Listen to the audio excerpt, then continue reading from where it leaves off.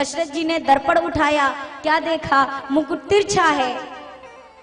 और जब मुकुट तिरछा था, मुकुट को तो सम किया, सीधा किया। दशरथ जी ने दूसरी चीज देखी, ये मेरे कानों के पास के बाल श्वेत हो गए हैं, सफेद हो गए हैं। मानो कह रहे हैं दशरथ जी, हम बाल हैं, हम तब से आपके साथ हैं जब आप बाल थे। अब हमने भी अपना रंग बदल लिया, आप अपने जीवन का रंग कब बदलेंगे? हमने कालिमा ग्रहण की थी, अब कालिमा छोड़ दी, हम श्वेत हो गए। सफेद बाल भैया सफेद होके कुछ कहते हैं। आजकल तो कुछ भी करा लो, एक तो हमने देखा था बिल्कुल मोर पंख की तरह नीला नीला, वो करा लो वो बात अलग है, पर उसकी वास्तविकता क्या है? बाल सफेद होंगे या काले होंगे? बाल सफेद ही होते हैं। क्यों होते हैं? क्योंकि वो संकेत करते हैं कि अब जीवन की रंगीनी को छोड़ो, अब सादा जीवन जीना शुरू करो। बुढ़ापा प्रकृति बहुत संकेत देती है, समझने वाला चाहिए। पता नहीं, मैंने आपसे चर्चा की कि मैंने पिछले कथा में की थी, आप ठाकुर जी की भी सेवा करते हो तो ठाकुर जी भी बहुत संकेत देते हैं। आप कई बार माला पहनाने का प्रयास करो, माला नहीं पहनते हैं, गिरने लगती है माला, तो हम गांठ बांध के डाल देते हैं, अब निकाल लो। अगर मुकुट गिर रहा है तो उसको अगर बार बार पहनाएंगे, बार बार पहनाएंगे, नहीं पहनेंगे तो गोंद से चिपका देंगे, अब निकालो। अरे मालिक समझो सही, जो ठाकुर जी वही मुकुट रोज पहन लेते हैं, आज क्यों नहीं पहन पा रहे हैं? क्योंकि आज वो नहीं पहनना चाहते हैं। आप क्यों नहीं समझ रहे हो? मैं आपको आज की घटना बताऊं, मैं ठाकुर जी का श्रृंगार कर रही थी, तो इनके कानों में मैं दूसरी बालियां पहना रही थी, मुझे लगा वो सुंदर है, और आप यकीन करिए मैं हजारों बार मैंने वो पहनाया, पर आज वो उसके पीछे का लॉक लगा ही नहीं, तो नहीं लगा।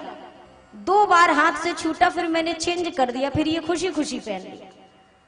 हर एक चीज संकेत देती है, प्रकृति भी आपके हाथ पांव। मैंने आपको पथिक जी की एक बात कही थी कि ये मत देखो, ये मत सोचो कि हम क्या छोड़े, आप बस बैठ के तमाशा देखो आपको कौन कौन छोड़ रहा है। ये अपने छोड़ेंगे, हाथ पैर आंख कान यही पहले छोड़ते हैं, क्योंकि ये वृद्धावस्था का संकेत है।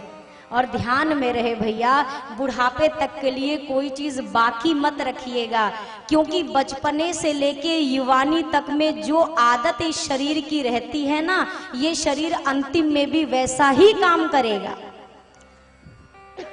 जीवन भर कभी मंदिर ना जाओ, कभी तीर्थ ना करो, कोई दर्शन ना करो, कभी कथा ना सुनो, तो आपको क्या लगता है 60 साल में कोई कथा पंडाल में बैठा देगा तो आप बैठ के 3 घंटा कथा सुन लेंगे? कदापि नहीं सुन सकते हैं। मन ही नहीं लगेगा, क्योंकि कभी इस मन को उस चीज में लगाया ही नहीं है, न तन से न मन से, तो मन से फिर यही, और ये मन बड़ा बेकार है। अगर आप अभी बैठे बैठे अपने मन से एक ट्रायल कर लो, अपने मन से कहिए आज कथा से फ्री होते ही, घर जाते ही 3 घंटा माला करना है, 2 मिनट बाद मन की हालत खराब हो जाएगी तुरंत। अगर अपने मन से कह दो अभी कथा से लौटते समय बढ़िया जलेबी निकल रही होगी, खाते हुए चलेंगे, आनंद खुश, ये मन कभी आपको सही चीज की ओर नहीं जाने देता है। पर मन को तपाने का प्रयास जिसका सफल हो जाए, फिर जीवन में कुछ कठिन भी नहीं रह जाता है। मन को पकड़ना नहीं है। पहलवान की कभी, यहां तो कुश्ती होती है ना हर साल, कुश्ती देखी है? जिसने देखी हो, जो सही पहलवान होता है वो पहले ही जाके सारे दांव नहीं लगा देता है, कभी नहीं। सारे दांव लगा देगा, 5 मिनट बाद थक जाएगा, हार जाएगा। तो वो शुरुआत में क्या करता है, सामने वाले पहलवान के दांव को केवल काटता है, अपना बचाव करता है, उसको थकाता है, खुद नहीं थकता है। सारे दांव उसके काटता रहता है, और जब सामने वाला थकता है तो उठा के पटक देता है। मन के साथ बस खेला ही खेलना है, पकड़ने की कोशिश मत करना, ये आपको पटक देगा। मन के साथ ये करना है जैसे मन कहे कि राम राम छोड़ो, चलो चाय पी के आते हैं, तो इसको बहलाओ। 1 घंटा की बात तो और है, अभी रुक जाओ, अभी पिलाएंगे चाय, ठहरे रहो ठहरे रहो। 3 घंटा कथा में बिठाओ इसको, और 3 घंटा के बाद जब फिर कहे मन आपने बोला था कि कथा के बाद चाय पिलाएंगे, तो फिर आप अपने मन से कहो अरे अब बात छोड़ो, देर हो रही है, 6:30 बजने वाले हैं, कल पिलाऊंगा। फिर कल जब आओ तो फिर इसको यही चकमा दो। 3 बार चकमा दे दोगे ना तो चौथी बार यही शांति मार के बैठ जाएगा। झूठा आदमी है, धोखा देता है। मन को पकड़ने की कोशिश मत करना, इसको केवल बदलने की, पलटने की, बहलाने की कोशिश करना है।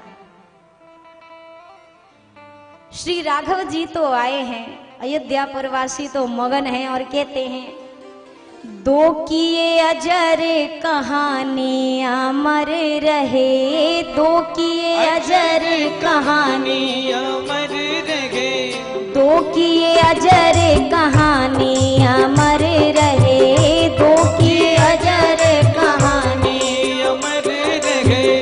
दुल्हा राम जियो सिया दुल्हनिया, दुल्हा राम जी सिया दुल्हनिया, दुल्हा राम जियो सिया दुल्हनिया, दुल्हा राम जी सिया दुल्हनिया। एक सोना एक चांदी अमर रहे, एक सोना एक चांदी अमर रहे, एक सोना एक चांदी अमर रहे, एक सोना एक चांदी अमर रहे।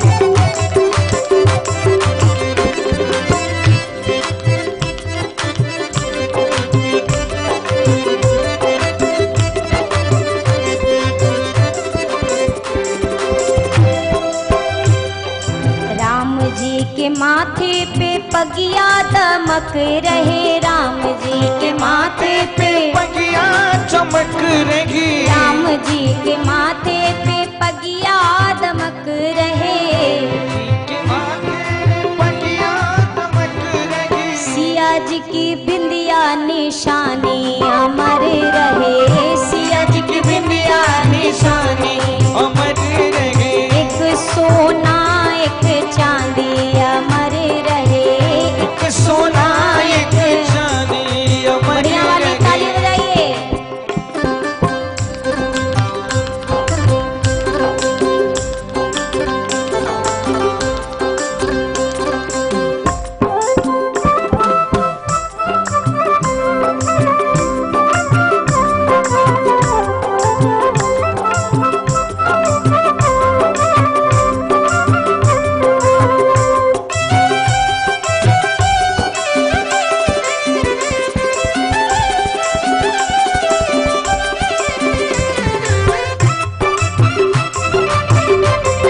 बोलिए दुल्हा सरकार की।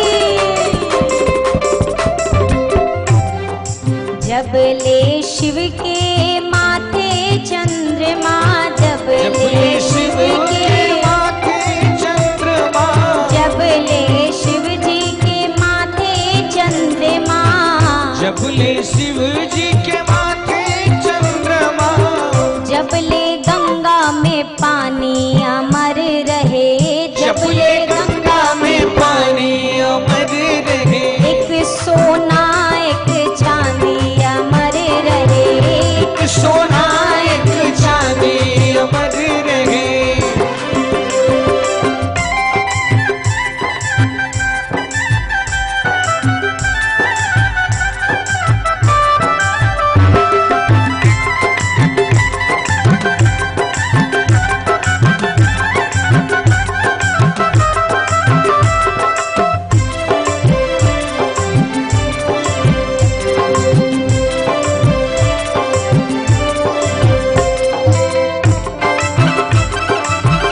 बोलिए मिथिला के दुल्हा मेहमान की।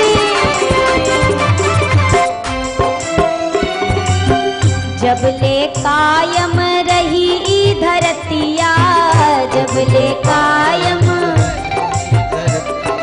जब ले कायम रही ई धरतिया, जब ले कायम रही धरतिया, दोनों की जिंदगानी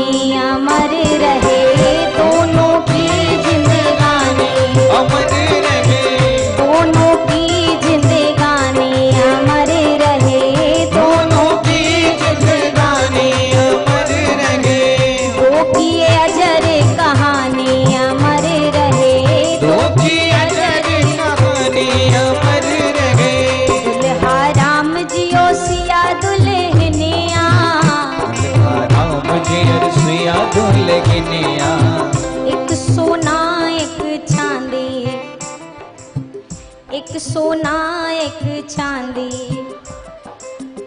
एक सोना एक चांदी। हम आपको देख रहे, इसका मतलब नहीं समझ रहे कि आप नहीं गा रहे हो। हम आपको भी देख रहे हैं, आप भी नहीं गा रहे। सब कहिए, एक सोना एक चांदी अमर रहे, एक सोना एक सोना एक चांदी। ओ भैया, मजबूरी में ना बोलो कि एक सोना एक चांदी, ना बोलो। बोलना है तो खुशी से मुस्कुरा के बोलो ना, अभी ताली बजा के। ऐसा लग रहा है जैसे हमने दंड लगा दिया आप पे। दोनों हाथ ऊपर करिए, सब लोग ऊपर करिए, हमें सब दिखता है इसलिए तो ऊपर बैठते हैं।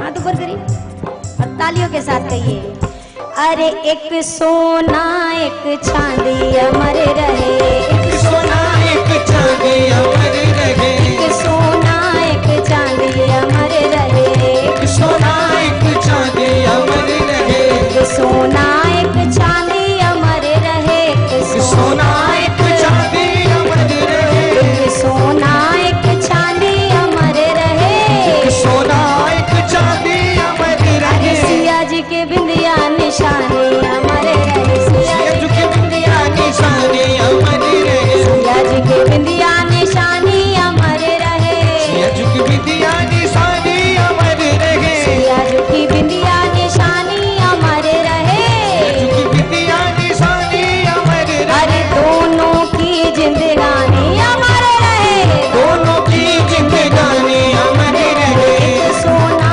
एक चांदी अमर रहे, एक सोना एक चांदी अमर रहे।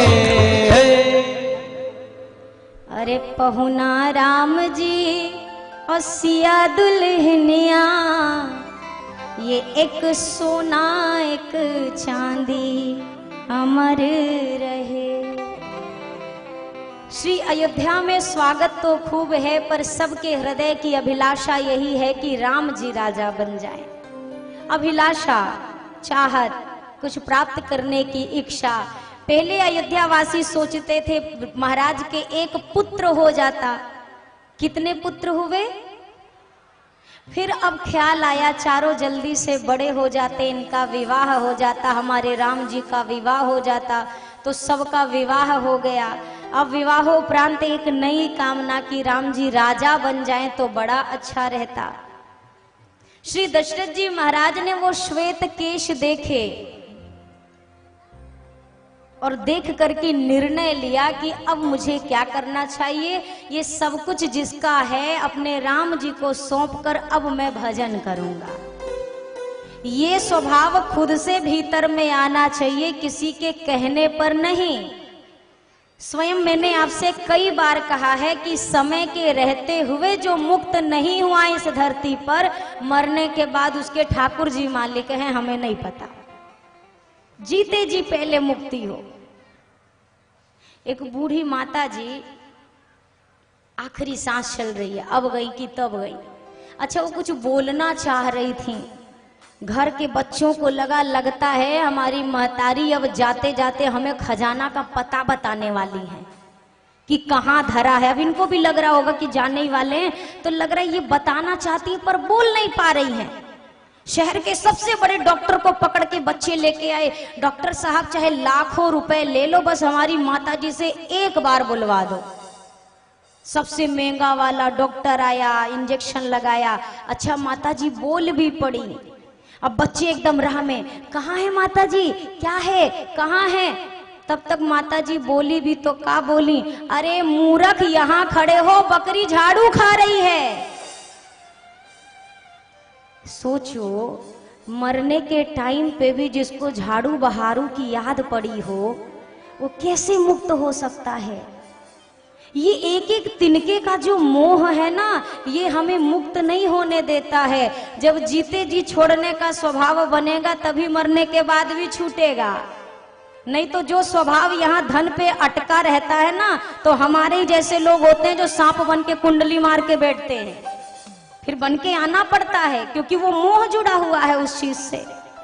दशरथ जी ने तत्काल निर्णय लिया कि भैया अब तो मैं राम जी को राजा बनाऊंगा। गुरुदेव से जाकर कहा आपकी आज्ञा हो, उचित लगे तो राम को राजा बनाना है। यहाँ पर गुरुदेव भगवान ने राम जी के अलौकिक और वास्तविक स्वरूप के बारे में बताया है। सुनु नृप जासु विमुख पछिताहि, जासु भजन बिन जरनी न जाई। हे राजन, आपके जो पुत्र हैं उनसे विमुख होने के बाद संसार में कभी किसी भी मनुष्य को शांति नहीं मिल सकती है। एक व्यक्ति आज सुबह सुबह खड़ा हुआ, 10 बजे के समय में उसने सोचा आज अपनी परछाई को हरा कर रहूंगा, लगा भागने। अब ये आगे आगे सोच रहा था कि मैं चलूं, पर इससे आगे इसकी परछाई भाग रही थी। ये किलोमीटर तक दौड़ गया पर अपनी परछाई को हरा नहीं पाया, नहीं हरा पाया।